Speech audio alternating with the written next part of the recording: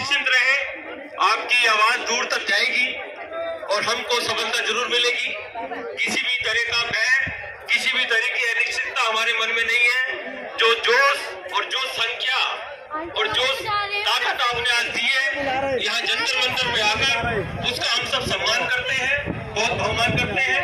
और ये जैन समाज निश्चित आज एक शक्ति के रूप में यहाँ पर उपस्थित हुआ है और हम सफलता को प्राप्त करेंगे, ऐसी मुझे आशा है। इसी के साथ सभी लोगों का बहुत बहुत धन्यवाद। सभी बंधुओं से निवेदन है, कृपया हम कुर्सी हटवा देते हैं यहाँ पर, आप अपनी बात रखें और अपनी बात को रिकॉर्ड कर अपने समाज और अपने परिवार तक पहुँचाएं। मेरा सभी बंधुओं से, माता बहनों से निवेदन है। आप ही लीड कर रहे हैं जी। हर राज्य से आए हैं यहाँ पर। देखिए, मैं हूँ नई दिल्ली के जंतर मंतर पर और यहाँ पर तमाम राज्यों से जो है जैनी समुदाय के लोग यहाँ पर एकत्रित हैं नई दिल्ली के जंतर मंतर। केंद्र सरकार से कहीं ना कहीं एक मांग रख रहे हैं। हमारे साथ हैं संजय जैन जी, जो कि इस धरने को लीड कर रहे हैं। सर, आज जो आपका धरना चल रहा है, इसका मेन उद्देश्य क्या है?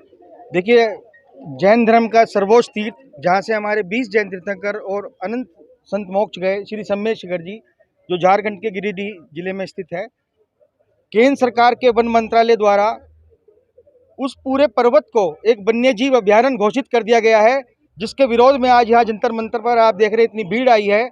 हमारा विरोध है कि जो हमारा तीर्थ है वो किसी वन्य जीव अभ्यारण्य का हिस्सा नहीं है।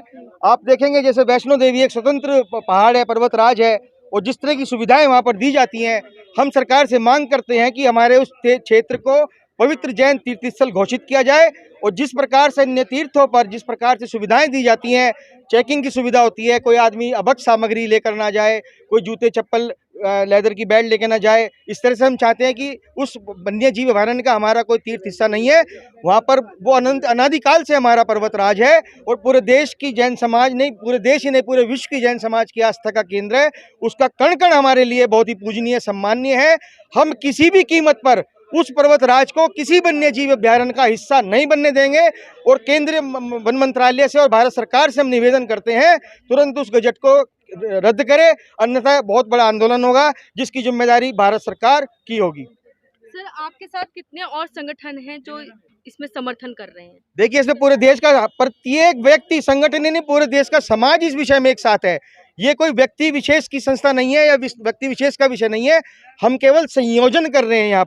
यहाँ पर जितने भी लोग आए, ये सारे सांकेतिक प्रतिनिधि हैं, हमारे संस्थाओं के प्रतिनिधि हैं, जिनके साथ में हजारों लोग जुड़े हुए हैं।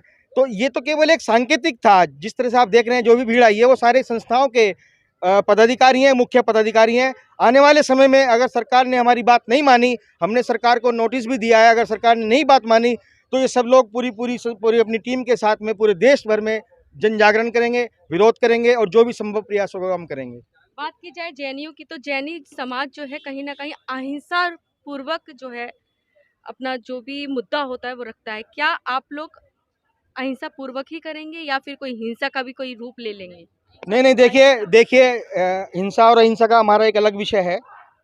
हमारे जो आगम ये कहते हैं, जिन भीम जिन आयतन और जैन धर्म पर जरा सी विपत्ति आने पर प्रत्येक जैनी को तनबल और तलवार वर से तैयार रहना चाहिए। जैन धर्म क्षत्रियों का धर्म है। अहिंसा का मतलब ये नहीं है कि आप हिंसा कर सकते हैं, केवल विरोधी हिंसा जो अपने धर्म आयतनों के लिए जायज़ है। लेकिन हम जैन समाज अहिंसक हैं, शांतप्रिय हैं, और हम ये बसें जलाना या दूसरी सरकार की संपत्ति को नुकसान पहुंचाना ये हमारा विषय नहीं है। हम आमरण अनशन करेंगे और अगर जरूरत पड़ी तो आत्मदाह भी करेंगे, लेकिन अपने इस तीर्थ को किसी भी कीमत पर वन्य जीव अभ्यारण्य घोषित होने नहीं देंगे। अहिंसा का मतलब हिंसा जो विरोधी हिंसा होती है, उसका केवल मतलब है कि हम अपने तीर्थ को किस प्रकार कैसे बचा सकते हैं। सामाजिक रूप से किसी का जी विरोध सामाजिक, देखिए हम मतलब अनुचित नहीं हो, नहीं, जो सरकार को जो हमारी संपत्ति को नुकसान पहुंचाए, कोई भी जैनी, कोई भी संस्था इस तरह का कोई कार्य नहीं करेगी। और गांधी जी ने भी, अगर आप देखेंगे भारत का इतिहास उठाकर देखेंगे, तो अहिंसा से 60% तक संभावनाएं होती हैं किसी भी आंदोलन को जीतने के लिए। हिंसा से केवल 25% आंदोलन जीता जा सकता है, लेकिन अहिंसा के बल पर 60% तक की संभावनाएं होती हैं कि आप अपने विषय को ले सकते हैं और सरकार तक पहुंचा सकते हैं।